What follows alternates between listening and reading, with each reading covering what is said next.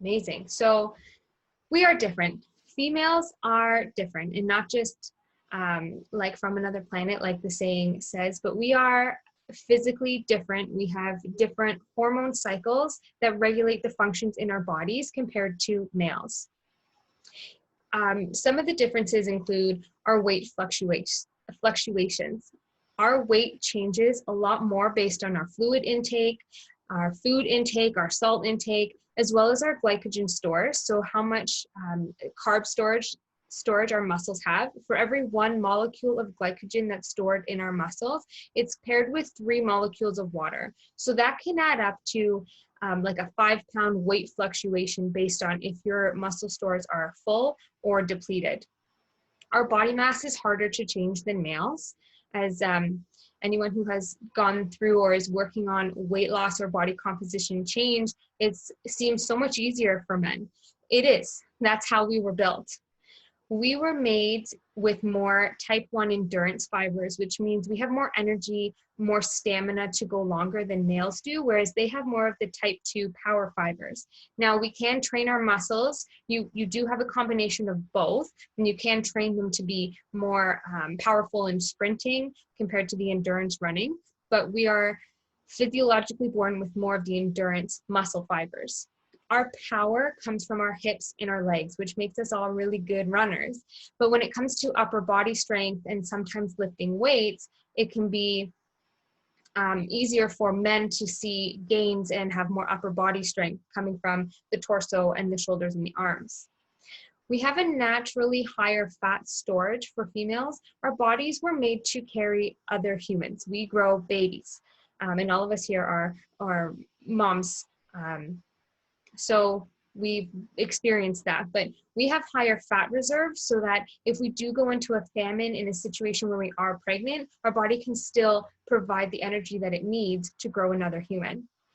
We also use the fat stores for our hormone production, our nervous system to protect our organs, and the essential fat percentage that females need to survive. So this would be like just to have your body functioning is 12%.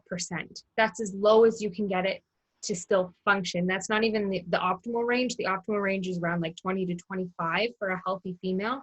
But for males, they can get down to 4% before it really starts to affect their body. So we are naturally meant to be more cushiony with fat protecting us and providing us energy. We also start with a smaller engine, our heart and our lungs, and we have lower diastolic blood pressure, which means we have less cardiac output.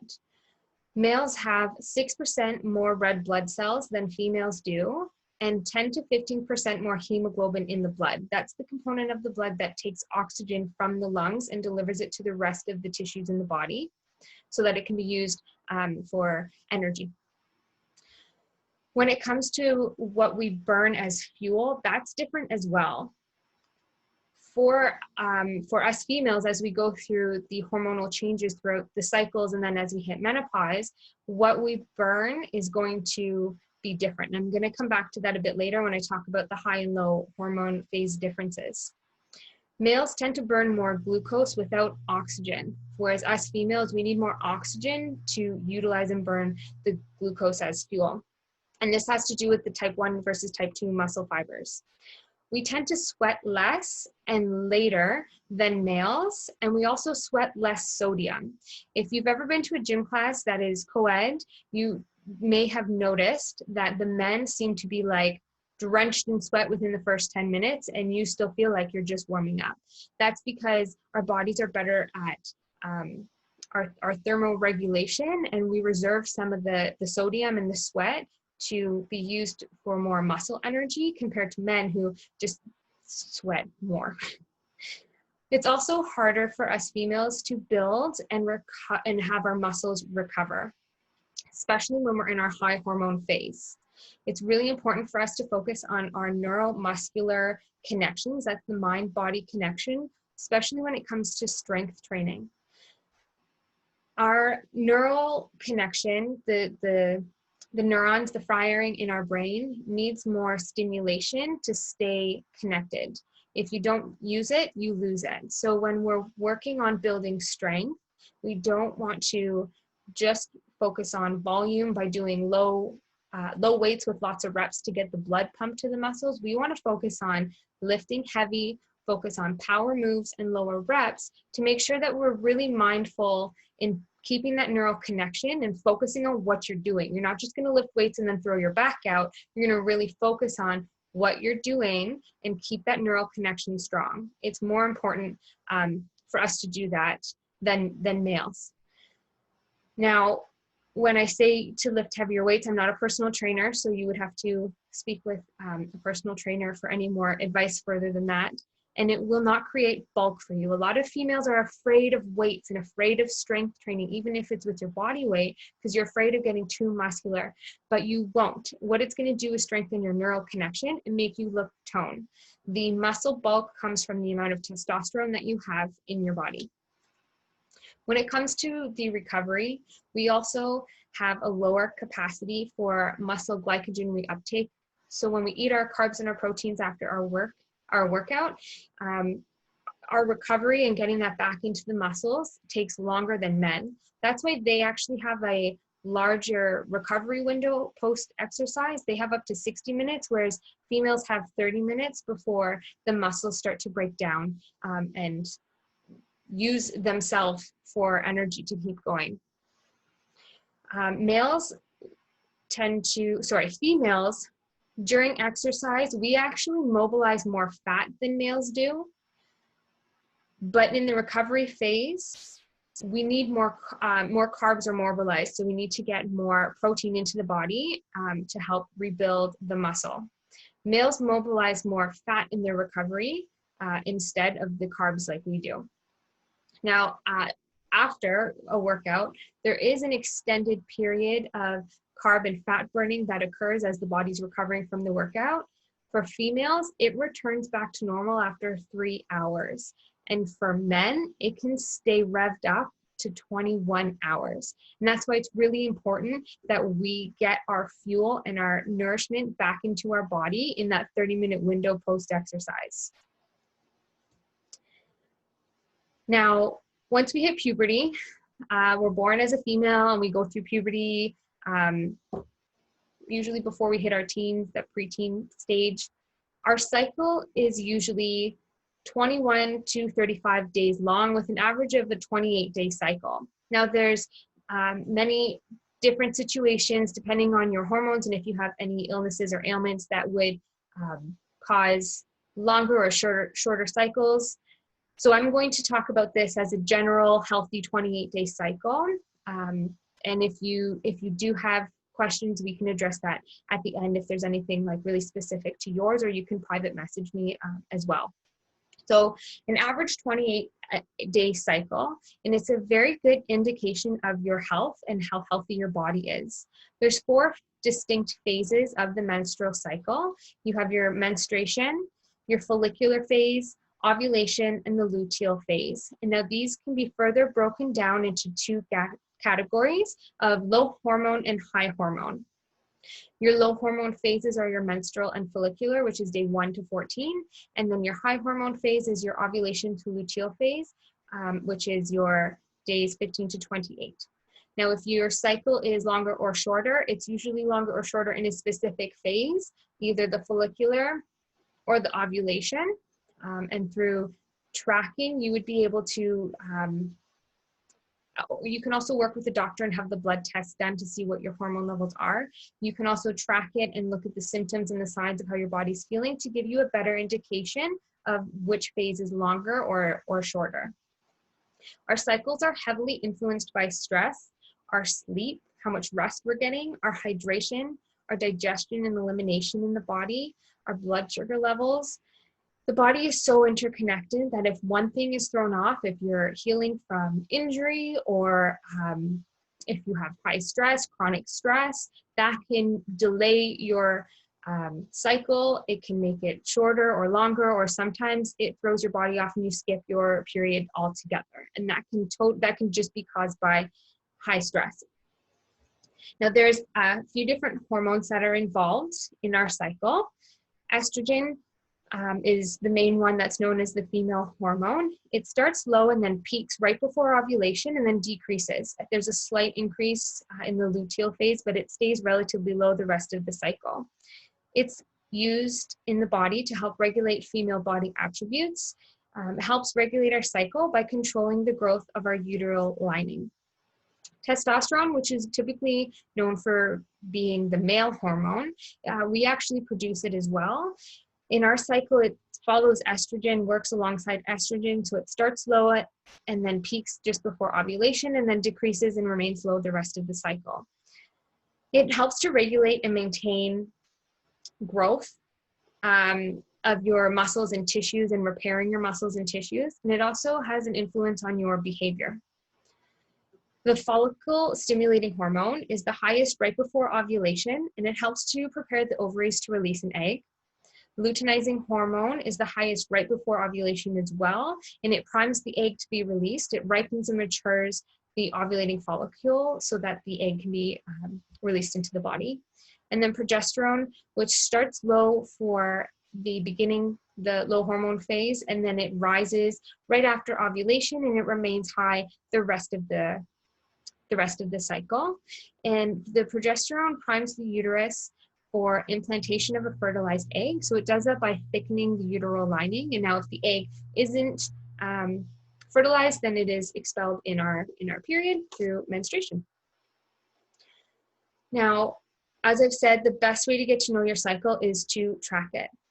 Can I get a little wave of, is anyone tracking? Does anyone track their cycle? Yeah, a few of you, great. It's the best way to really tune into your body and figure out what's going on. Knowing and tracking the rhythm, tracking your nutrition and seeing what foods your body likes or doesn't like, because it might change throughout the cycle. Watching for stress, noting down if there's any added stress, chronic or acute stress situations that happen and how it influences your cycle as well. Staying hydrated is also really important to help support your cycle. It helps to flush out toxins and unused hormones. The hormones are not made once and then circulating for the rest of your life. You create new ones all of the time. So by staying hydrated, you're going to help flush out the old ones and allow new ones to be created, providing more balance. One of the great tips to stay hydrated that I always suggest to people is to start your day with water. Don't wake up and just eat. Try to have like 500 milliliters, a glass of water. Warm water is preferred over cold water. Cold water in the digestive system makes you have little, they're called villi in your digestive system that reach out and absorb the nutrients. The cold water makes them lay down, so you're gonna get less nutrients absorbed. So warm water is always the best to help wake up the digestive system. Jazz it up, flavor it up, add some lemon and some ginger, some mint, whatever you like in the morning. To help support a healthy cycle, it's also important to make sure that you are getting daily eliminations. Optimizing the body's excretory system with lots of fiber, movement, sweating regularly helps, deep breathing, and staying hydrated. Just like how our cycle is an indication of how healthy our body is, so is our excretion. So daily movements is really important to help with your normal cycle as well. Stabilizing your blood sugar levels also helps with your hormone levels. So eating a macro balance, like Carrie and I are always encouraging you to do, eating your carbs and fats and proteins all together is going to help stabilize your blood sugar and allow your hormones to function properly as well. And movement is medicine for the body, and it helps regulate your hormones as well. Following the natural energy levels of your cycle, because as our hormones change, our energy levels change as well. Movement also helps to move toxins and excess hormones through the body. Sleep and rest is so important, not just for our cycle, but for our body, for our muscles. Allowing for rest and recovery and sleep. If that means that you have a day off of your workout so that you can sleep in the morning because that's what your body's needing, then give that to your body. Especially during the high hormone phase, when you have less energy, sleep and rest and recovery is so important.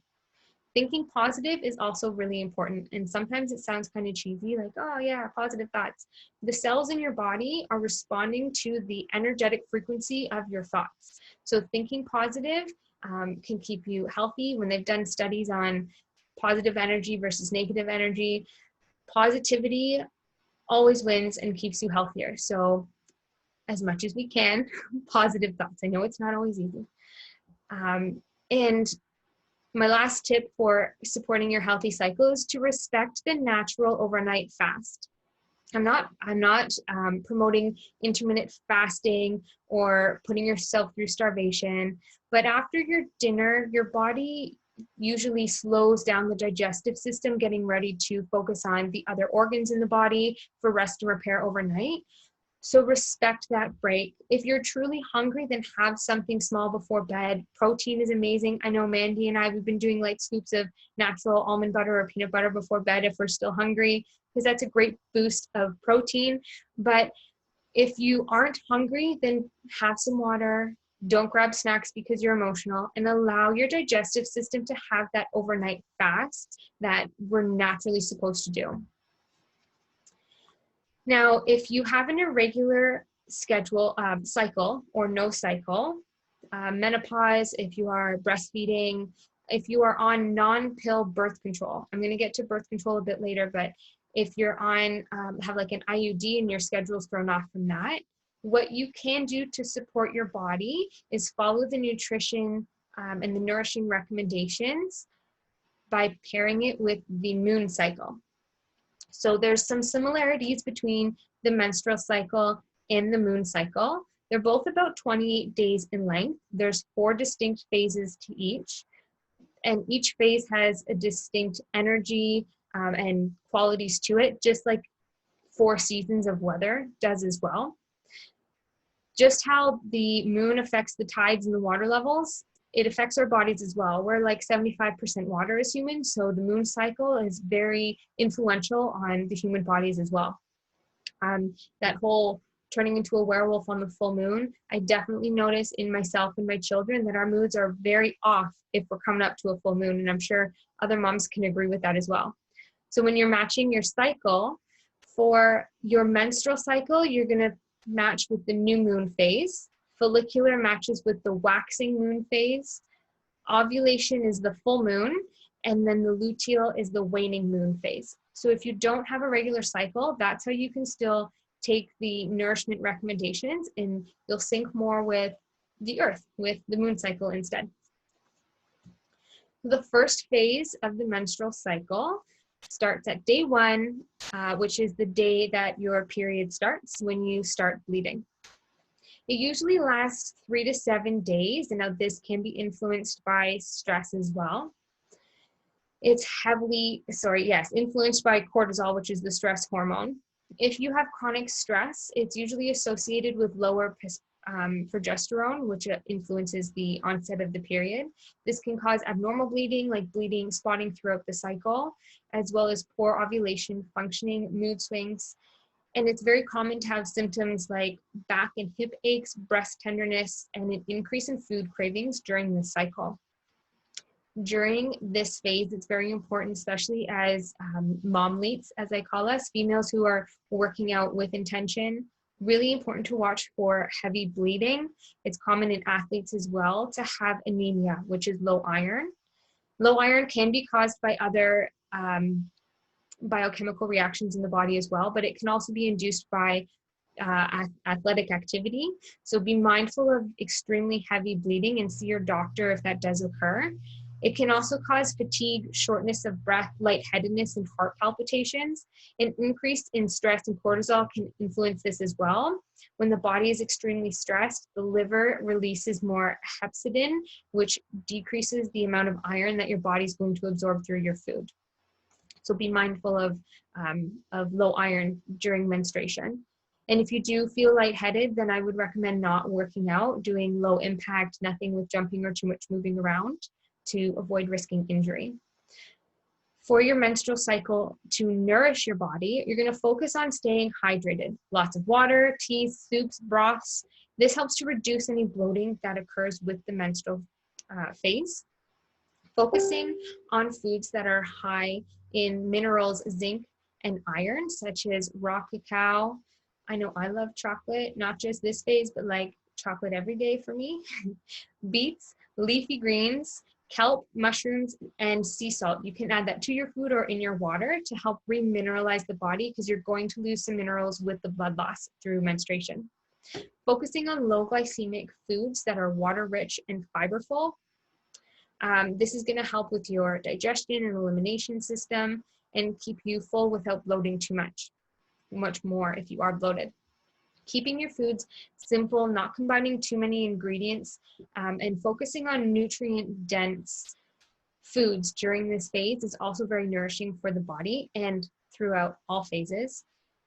You can also seed cycle. So seed cycling works because the lignans in the seed hulls bind to the excess hormones and help them through the excretory system in the body. And then the fats that come with the seeds also help the body produce new hormones. So it creates this really nice balance of getting rid of the old hormones and helping support the body build new hormones. For the menstrual phase, you're going to add into your diet. Now, this can be on top of soup or salad, in trail mix, it can be in a smoothie, however you want to fit it in.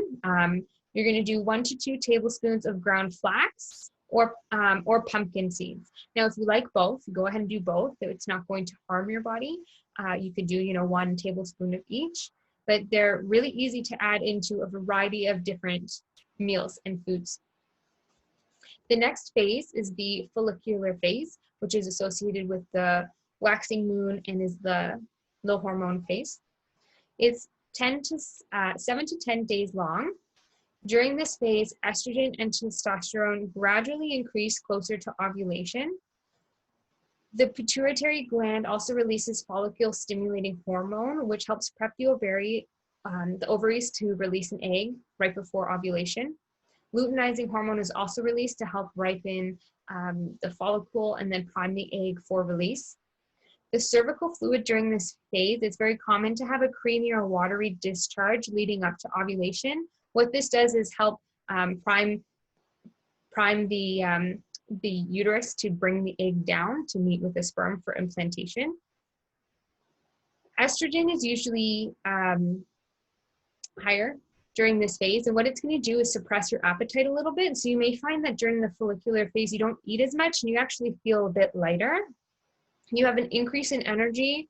Your brain and cognitive power is at its sharpest during this phase. Your libido will start to increase closer to ovulation. You'll feel more confident. This is the perfect time to do power moves and strength training and to try new moves. The body's very coordinated with the higher levels of testosterone. And so the follicular phase is a really good phase if you want to go like treetop trekking, or you want to try rock climbing for the first time. That's a really good phase to do it in. The body's very coordinated during that phase. To nourish the body during this phase, focus on sprouted and fermented foods. This helps the body mobilize the estrogen and move it to where it needs to be and then excrete anything else. Sauerkraut, kimchi, kombucha, yogurt or kefir, pickles, soy if it's tolerated. You can get tempeh, which is fermented soybeans, or miso paste. There's some great recipes for like miso soup or sauces. Now do this in small amounts. If you put too much of these foods into the system, you will get digestive upset, bloating, excess gas, just due to the amount of bacteria that the body isn't used to having in the digestive system. Extra fiber during this phase is also really important to help with the digestion, the elimination, and the removal of the excess hormones. For your seed cycling, you're going to continue with this phase with the 1 to 2 tablespoons of ground flax or pumpkin seeds.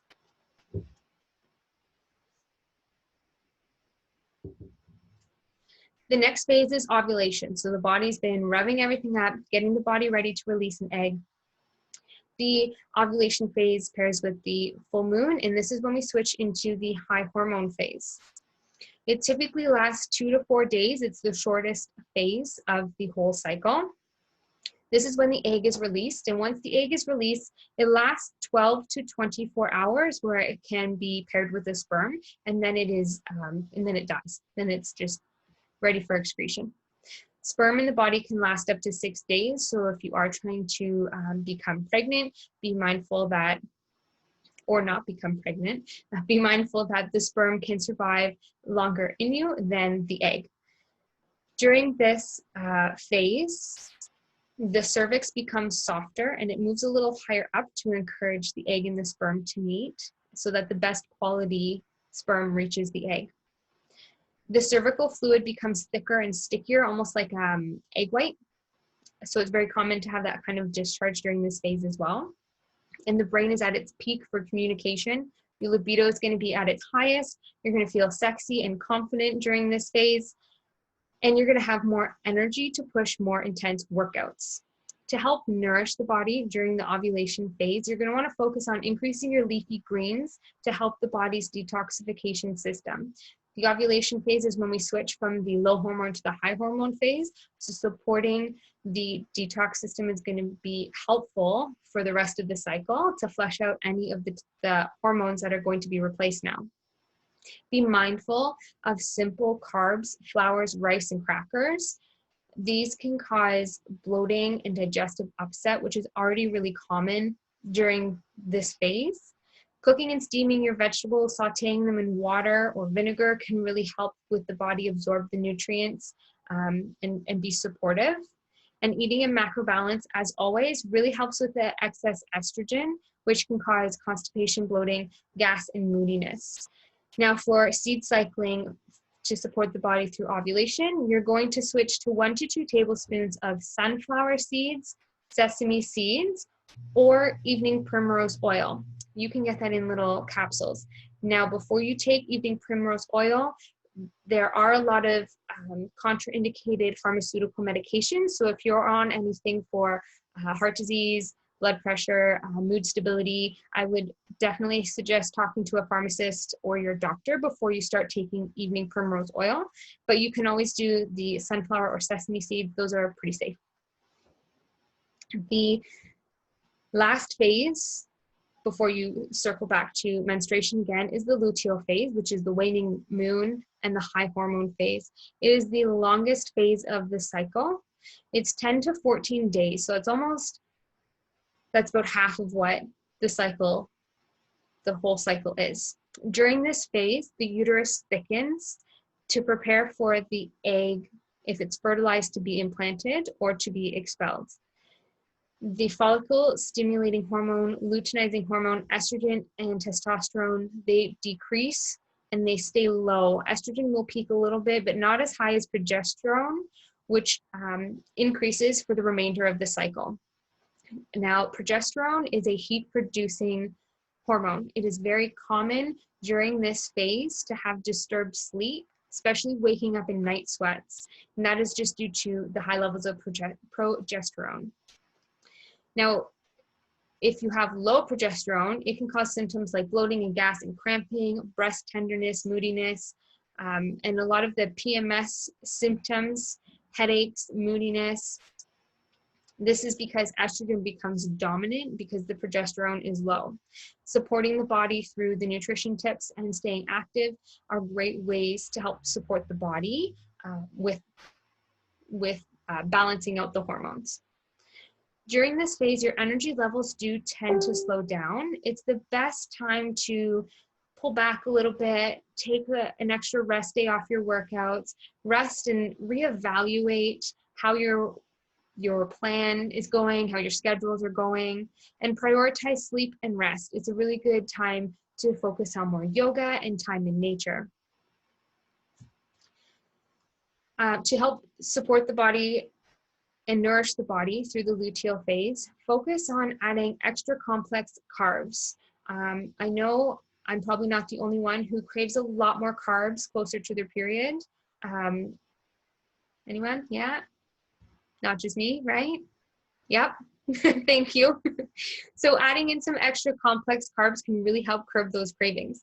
Focus on your brown rice, your whole grains, roasted and baked vegetables like squash and sweet potatoes, plantains, cauliflowers, parsnips, radishes, and then onion and garlic are also really supportive for the body as well. This is going to help stabilize your mood and prevent more mood swings. It's Also important to increase your B vitamins and your magnesium and fiber-rich foods, so your leafy greens, your vegetables. This helps curb your sugar cravings as well and reduce any water retention and bloating. Adding pink Himalayan salt can also help.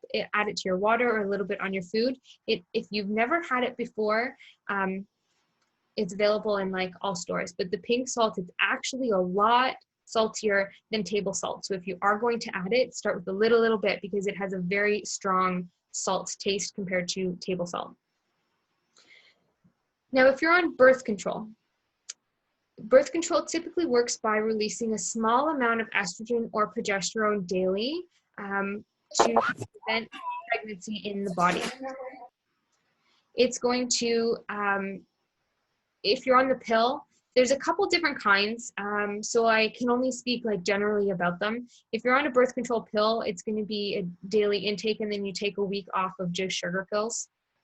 And during that week off, you're not actually getting a proper menstrual bleed. What you're getting is a withdrawal bleed. Your body is withdrawing from the synthetic hormones, and you're bleeding due to that, not because you're shedding the uterine lining.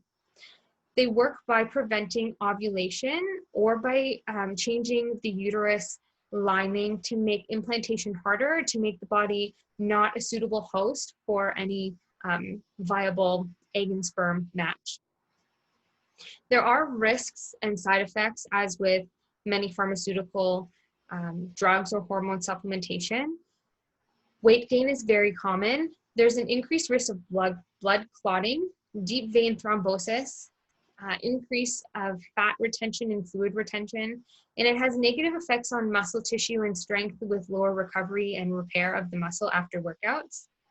You can still follow the nourishment suggestions that are laid out in the phases for the menstrual cycle, but you're going to skip the menstruation. You're going to do day 1, starting at day 1 of your pill that you take with no bleeding, and you're going to do day 1 to 10 follicular phase, 11 to 14 ovulation phase, and 15 to 28 in the luteal phase, and follow the nourishment cycle from there. Now, if you have an IUD and you don't have a regular cycle at all, or if you're on injections or patches or any of the other ones that you go longer without a period, then you can just follow the moon cycling and nourish your body that way instead. Now, you have to do what's best for you, so please never stop taking pharmaceuticals without speaking with your doctor. Support your body how you can, and if you are on birth control, then you do what works for you and just focus on nourishing and supporting your body regardless of being on birth control. Now, there's some very distinct differences when it comes to our high hormone phase and our low hormone phase. During the low hormone phase, which is the beginning, the menstrual and the follicular phase, days typically 1 to 14, we're going to have an increase in energy, an increase in melatonin is produced as well, which means we typically sleep better during this phase, which could lead to better energy. Exercise is going to feel easier, the body's more relaxed, our body's energy systems are providing more energy for exercise and not focusing on getting ready for menstruation again. During this phase, the low hormone phase, our muscles make more strength gains. It's the best time to really push your workouts and build strength. You can use more force and your body feels less pain during the low hormone phase and you recover faster. Your spatial recognition is also the best during menstruation due to the higher testosterone levels. When we switch into the high hormone phase, this is usually like the PMS before your period. We have a reduction in reaction time. We have less of the neuromuscular coordination and nerve activity. We have less manual dexterity and a slight decrease in aerobic capacity and strength, which can lead to have negative impacts such as lower blood sugar control. We can be more moody because of that. Our breath rate tends to be harder to control during the high hormone phase, and our bodies tend to be worse at thermoregulation. So our sweating and our exercises are going to be off. You may feel the heat more because the body is not as good during the high hormone phase at regulating the body temperature. The progesterone that's high during this phase interferes with the melatonin, so it's very common to have poor sleep and wake up feeling panicked or in sweats. It's harder to build muscle due to the high progesterone and the lower growth capacity. Your body has less access to the amino acids, less availability to bring them in and use them during this phase as well, which means more muscles broken down. It's very key to help mitigate this with ensuring that you have the branch chain amino acids. So it needs to be higher in leucine within your recovery before and after, 30 minutes before, 30 minutes after. Now, leucine, you don't want to just supplement on its own because the amino acids work synergistically. You want to use them together because they work together, but having a higher proportion of it, foods are already naturally built that way. So peanut butter is going to be your best bet. The all natural without the sugar is extremely high in leucine. So have that before and after your workout. Chicken and whey and almonds are also very high and naturally balanced as well. During the high hormone phase, there's also a lowered carb burning capacity due to the lower levels of estrogen, which is really good for your long endurance runs, but for your higher intensity strength training sessions, you're going to need more carbs to burn as fuel. So increase your carb intake a little bit before your exercise to help give your body more carb substrate to use during your exercise. This tends to be why we crave carbs before our period, is because we have a lower capacity for using them. During this phase, the high hormone phase, it's very common to crave more food as well because our metabolic system, our metabolic rate increases 5 to 10%. This translates into 100 to 200 more calories that the body's looking for. So it is common. So don't feel that you need to restrict yourself. If you are in the PMS high hormone phase and you're craving more food and you're feeling really hungry, then honor that and just make sure it's in balance with whole foods. It's very common to also experience bloating, and this is due to estrogen and progesterone and how they regulate the body fluids and water retention. They constrict the blood vessels and increase the blood pressure in the body. And then the body says, we're getting too high, we need to drop our blood pressure a little bit, and causing some swelling and bloating and retention. Progesterone also is competing for aldosterone receptors, making exercise feel harder. This lowers your cardiac output, and you're going to feel like it's a lot harder to get going and stay focused on your workouts. There's also, as I've said, less thermoregulation. You're going to have an increased sensitivity to the heat, and you'll be more at risk for heat stroke or heat-related illnesses or injuries when working out in the heat. So we can mitigate this by staying hydrated. So you can pre-cool your system by having a cold drink. Now, I know I said it's not great for your digestive system to have cold, but when it's used around your workout, when you're not too worried about absorbing nutrients as you're exercising, use the cold water to help cool the body down. You can also pour cool water on your forearms, and that's going to send the signal to your brain to cool the blood down as well. Cramps are also very common during this phase as you're getting ready for your menstrual phase. This is due to prostaglandins, which are a hormone that contracts the uterus and gets it ready to expel.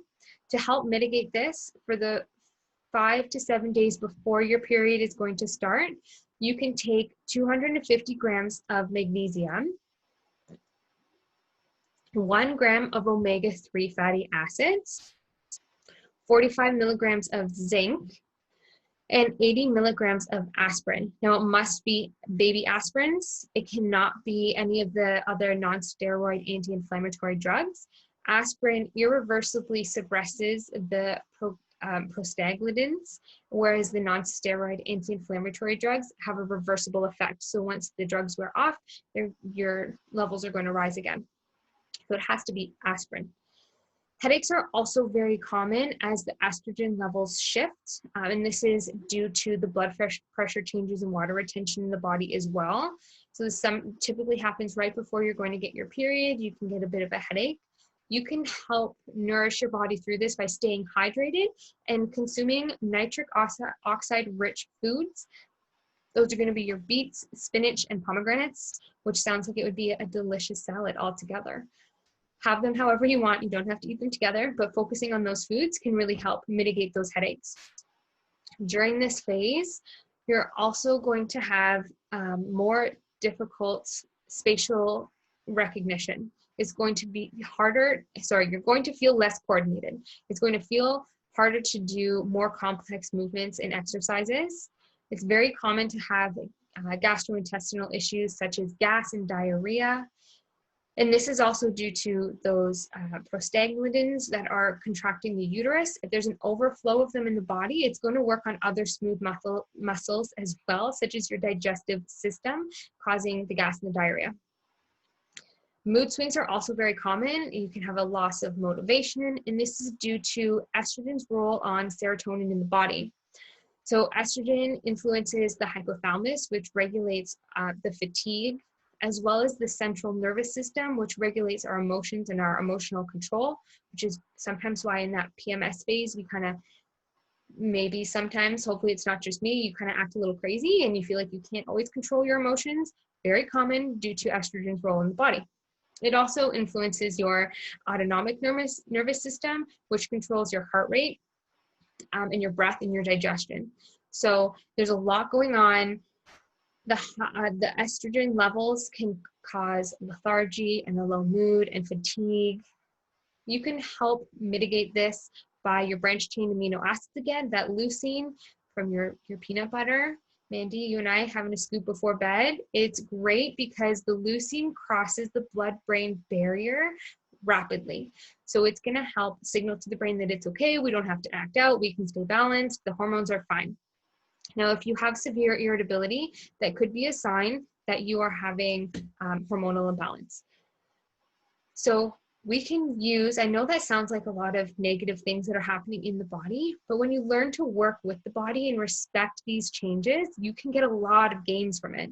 So during the low hormone phase, your follicular and your menstrual phase, focus on alarming and stimulating the body with new movements, heavy resistance, new stressors, stimulate the body.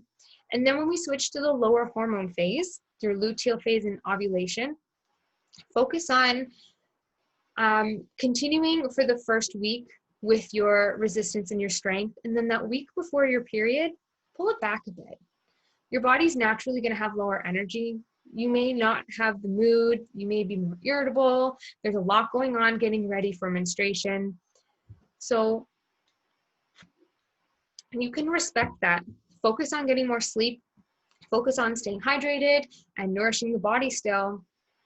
If you need to take a week off and don't do as much strength training because you're not feeling it, because your body's just saying no, then respect that.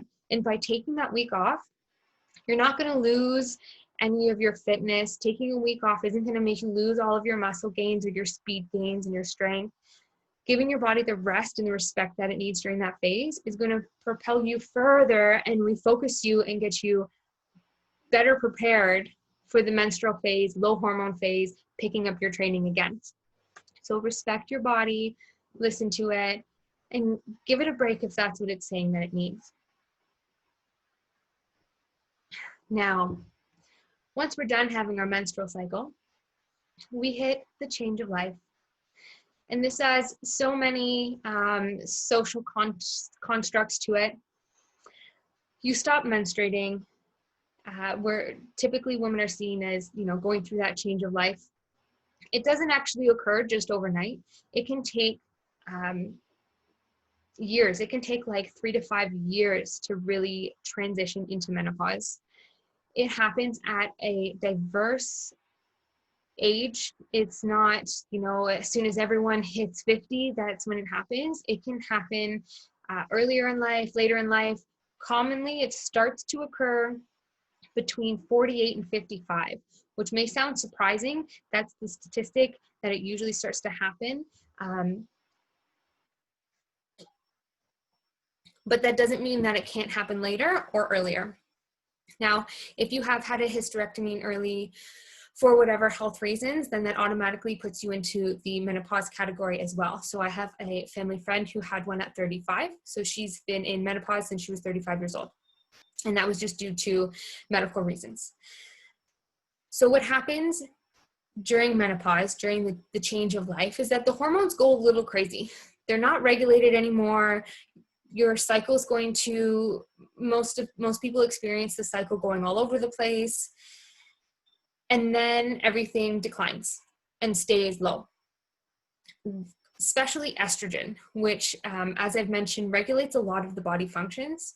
So a lot of the side effects that occur during menopause are due to the low levels of estrogen. As estrogen declines, it can increase the fat storage in the body, specifically around the belly area. I have heard many women talk about going through this change of life, and all of a sudden they've got this belly that they've never had to deal with at any other point in their life. Very common.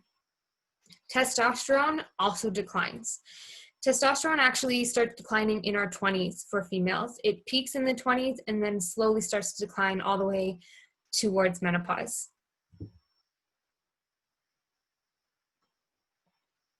So as testosterone begins to decline, you're going to lose some of the building and maintaining of the muscles in the body. The body still produces testosterone even after the estrogen stops, which shifts the body into higher protein synthesis. So that may sound good, we're going to synthesize more muscle, but it actually also increases the muscle breakdown even more. This means that our muscle is less reactive. I apologize, my throat's going. Here we are. Close to the end, it's starting. So the testosterone creates less reactive muscle. It is harder to build muscle once you've hit the menopause hormonal changes. It's harder to build it and harder to maintain it. Your DHEA, which is a hormone, dehydroepiandrosterone, also starts to decline. This is a hormone that's produced by the adrenals. It is a precursor to testosterone and estrogen. So the body needs it to make estrogen and testosterone. This is going to increase your glucose sensitivity. It's going to increase your belly fat storage. It's also this decrease in DHEA also occurs during chronic stress. So if you are experiencing high stress for long periods of time, even if you're not close to the menopause time change of life, it can cause these same issues. Sleep is also something that I've heard many women talk about being disturbed during menopause and the change of life. And this is due to the decrease in hormones as well.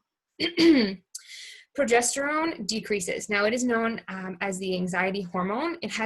High progesterone has a sedative and a respiratory stimulating effect, putting the body into a relaxed state. So when it starts to decline, the body feels panicked. So it is common to have more anxiety and a heightened sense of anxiety, which can keep you up and wake you up at night. As the estrogen levels decline, you are also influencing the amount of REM sleep you get. Estrogen helps to support it, and as we lose our estrogen, we're going to lose our REM sleep, which is our deep, relaxed sleep. It also influences the serotonin levels, which can influence your mood.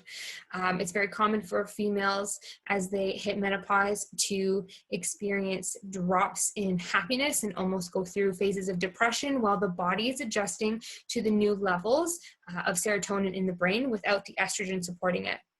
There's also a decrease in sleep latency, which is the time that it takes you to fall asleep at night, as well as the poor regulation of body temperature control, the hot flashes, waking up in night sweats, very common, and that is due to the low estrogen as well. And if you pair that with any stress, any high cortisol in the body, it makes it very easy. You become a light sleeper. It's very common to wake up to light noises or any light in the room. The melatonin is also produced less, which can increase your hot flashes as well. Now, there are ways to help the body deal with these transitions. So to help mitigate some of the sleep disturbances, you can try tart cherry juice, ice cold, 30 minutes before bed, like a glass of it. It's anti-inflammatory and it's high in melatonin, and it can help you sleep through the night and stay asleep. Valerian root you can get in teas or capsules. If you're getting capsules, you're going to get 400 milligrams of it. You can take those a half an hour before bed as well. And pistachios, pumpkin seeds, are also high in melatonin. So if you're having difficulty sleep, having those before bed can help put you to sleep faster and stay asleep as well. Now, if you're having a hard time reaching deep sleep, you're going to want to focus on increasing the melatonin through your pistachios and your pumpkin seeds. And if the problem is falling asleep at night, then you're going to want to focus on something like valerian root, or you can try chamomile tea, which have more sedative properties to them that are going to help you fall asleep quicker. Now, during this change of life, the body does become more sensitive to fructose and sugars all around.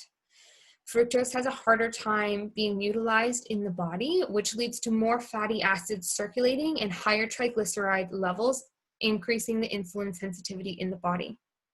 This means that less of it is stored as energy and more of it circulates as fat in the body.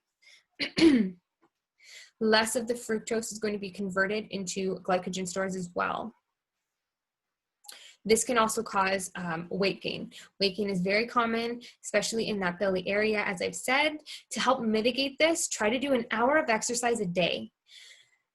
And it doesn't have to be intense. You don't have to run for an hour. Even just getting out and walking for an hour a day can help mitigate some of the weight gain that can occur during menopause. And not staying seated for longer than an hour. The magic numbers from my research were for every 58 minutes sitting, you get up and move for 2 minutes. This can help lower the weight, lower the belly fat retention, as well as help with your insulin sensitivity as well. Now, during this phase, you're also going to have, it's common to have more gastrointestinal issues with carbs. So you may find that you're becoming more sensitive to carbs that you've never had a problem with the rest of your life. That is very common. Focus on low glycemic vegetables and whole grains that are nutrient dense and complex, and increase your amount of quality protein and pair them with your fats. As I've said, during this change of life, you are going to experience less thermoregulation, which increases the chances of you having hot flashes and that panicked feeling. Stay hydrated. It's very important, not just during this phase of life, but also it's summer here and it's like above 30 all week and really hot. You need to drink on schedule. Stay hydrated by always drinking water, not waiting till you're thirsty. If you wait until you're thirsty, your body has already entered a state of dehydration. So this is even more important as you go through that change of life. Stay hydrated and pre-cool your body before exercising in the heat by drinking that cold water. Bloating and upset is also common with the hormones as they're fluctuating and then settling down. And this has to do with the impact that the kidney function, the hormones have on the kidney function and the water retention. It's very common to become sensitive to sweeteners as well.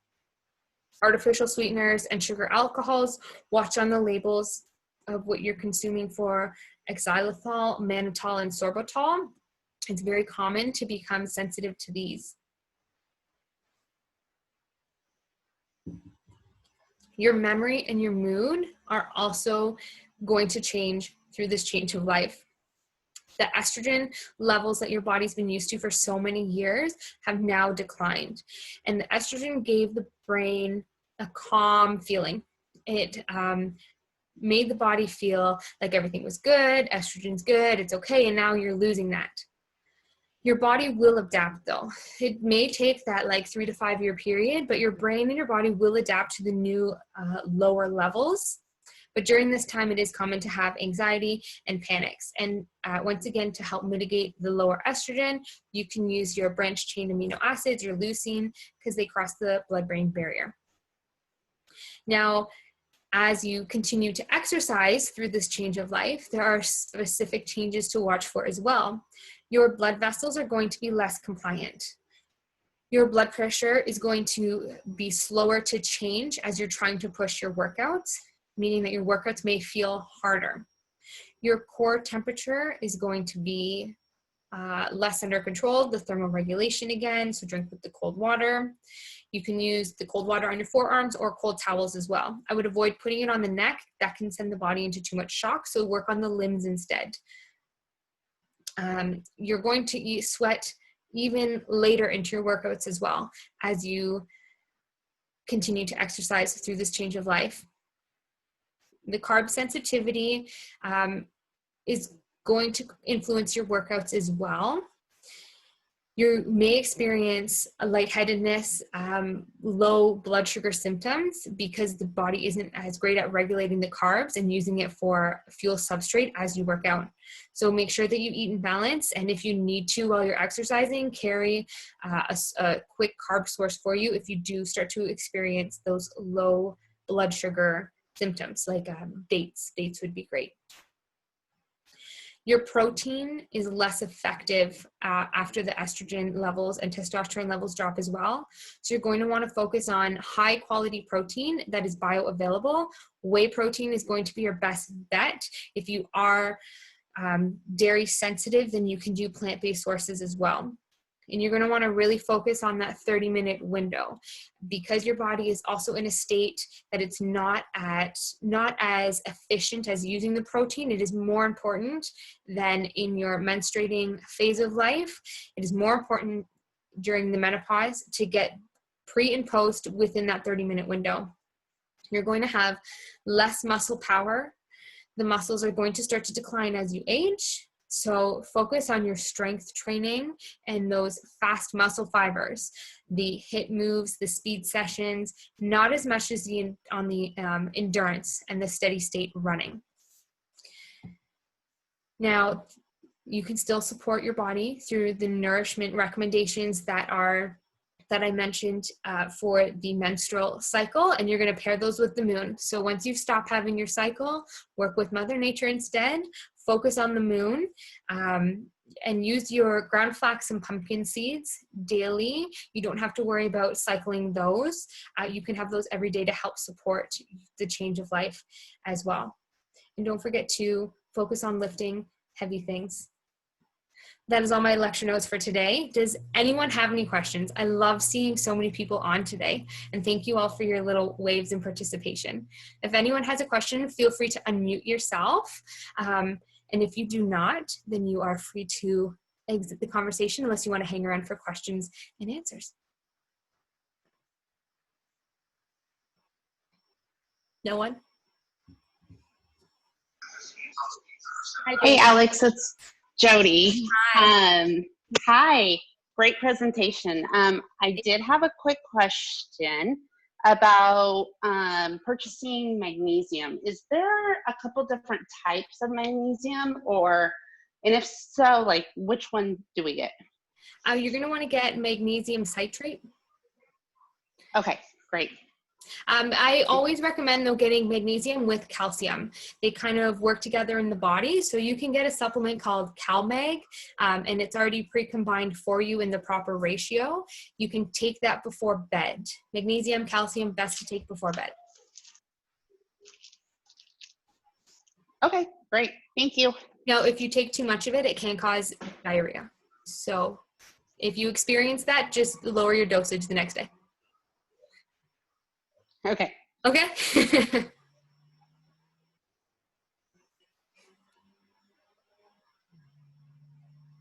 Anyone else? Hi, Connie.